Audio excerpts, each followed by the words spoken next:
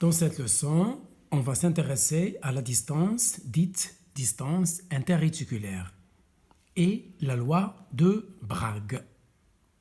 Je rappelle que dans la leçon précédente, on s'est intéressé au réseau direct d'une structure cristalline.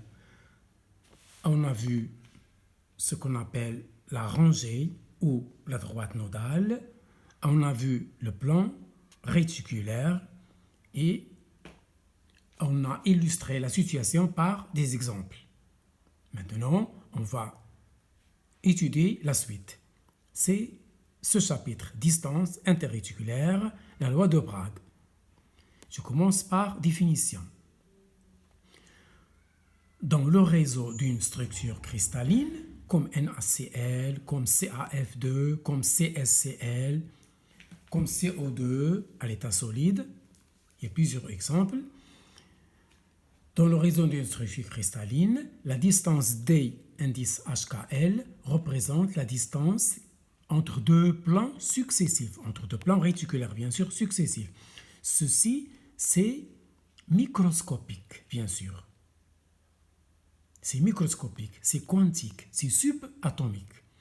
Donc si je prends deux plans réticulaires successifs, la distance qui les sépare s'appelle la distance interréticulaire. Elle représente par D indice HKL. Je rappelle que HKL représente les indices de Miller, déjà vu dans le chapitre précédent. Une petite remarque. DHKL dépend de la géométrie de la structure cristalline. Ainsi, on a les cas usuels suivants, comme suit. Voilà, je vous donne les cas les plus usuels, les plus pratiques que vous allez rencontrer dans les exercices et les concours. Donc, petit 2, la structure orthorhombique. Je rappelle que la structure orthorhombique a une base ABC telle que les normes de ABC sont différentes. A différent de B, différent de C, voire les réseaux de Bravais. On a déjà étudié ça dans les vidéos précédentes. Donc, dans une telle structure orthorhombique, voici la distance réticulaire. Vous allez montrer ça dans le cours. Il faut l'apprendre par cœur. C'est ça la distance. C'est 1 sur racine carrée de h carré sur a carré. A carré, A, c'est la norme du vecteur petit a, qui représente le petit i, IJK en maths, plus k carré sur b carré, plus L carré sur C carré. A, B, C sont les paramètres de la maille. HKL sont les indices de Miller. Voilà. Pour la structure dite quadratique, je rappelle que A égale à B, bien sûr différent de C. C'est-à-dire là-bas c'est un carré, et on a une autre longueur C différente de A et B.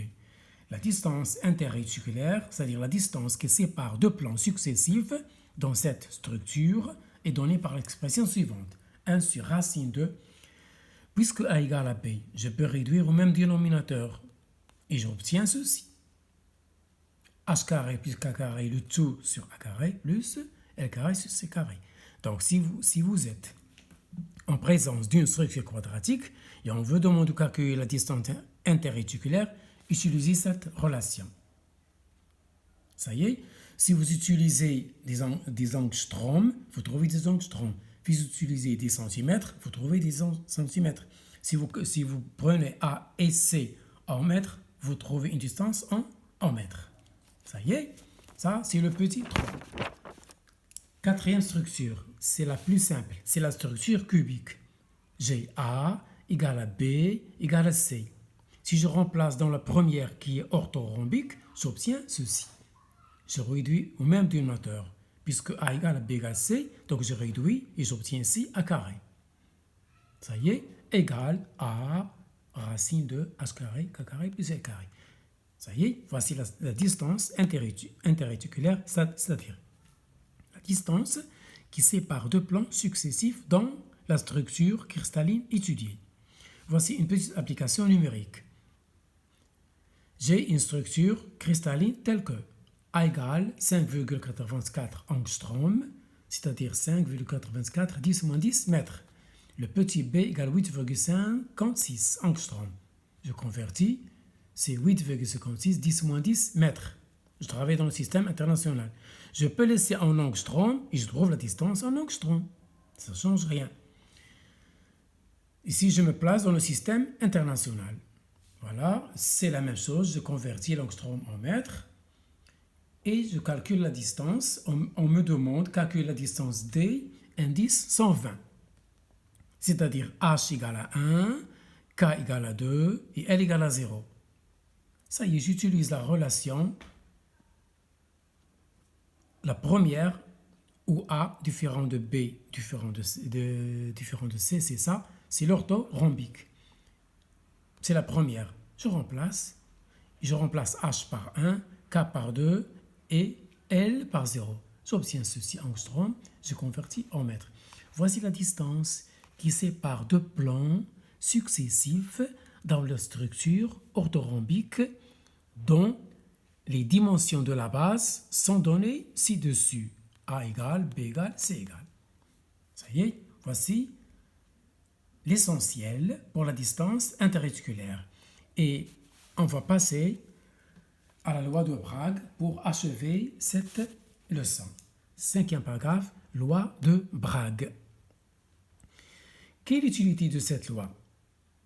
Elle nous permet de calculer ou de trouver la relation de la distance interréticulaire et la longueur d'onde de la lumière qui bombarde cette structure.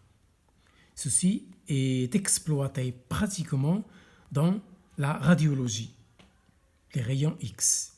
Donc, voici une structure cristalline. Je choisis deux plans, P1 et P2 de cette structure, parallèles entre eux, séparés par la distance DHKL. C'est ce qui m'intéresse. J'envoie une lumière monochromatique sur cette structure. Ça y est. Regardez le premier rayon. Je trace bien sûr la normale. Le premier rayon incident, il est réfléchi en ce point. Le rayon incident, le rayon réfléchi. J'ai l'angle d'incidence ici, θ, et l'angle ici, θ.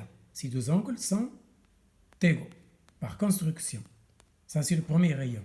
Je m'intéresse à un deuxième rayon qui ne se réfléchit pas, qui passe entièrement dans le... Il bombarde le deuxième plan, en B. Ça y est, il est réfléchi, il passe dans cette direction. Donc, je m'intéresse à deux rayons. Le premier, ou plutôt deux faisceaux minces. Le premier, ensuite le second. Ce qui m'intéresse, c'est ce qu'on appelle la différence de marche. C'est-à-dire que voici le premier rayon et voici le deuxième rayon. Si je prolonge ce rayon, alors les deux rayons ici ont la même longueur, ils sont égaux. On est de même ici si je prolonge. Donc, ce rayon est égal à celui-là. Si je prolonge, donc la différence entre ce rayon et ce rayon, c'est le chemin ABC.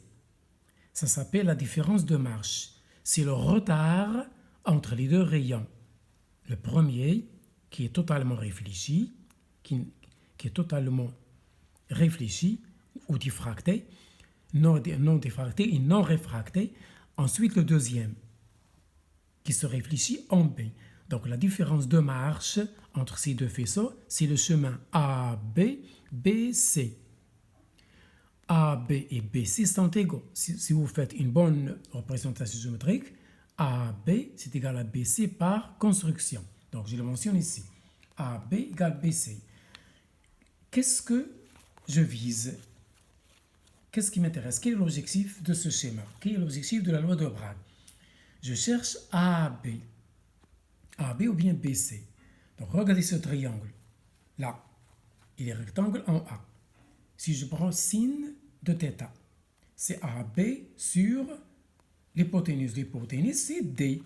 Voilà. Sin θ égale AB sur D. D'où je tire AB. C'est D sin θ. Or, AB égale BC. Donc, BC égale D aussi sin θ. Donc la différence de marge entre les deux faisceaux, c'est AB plus BC.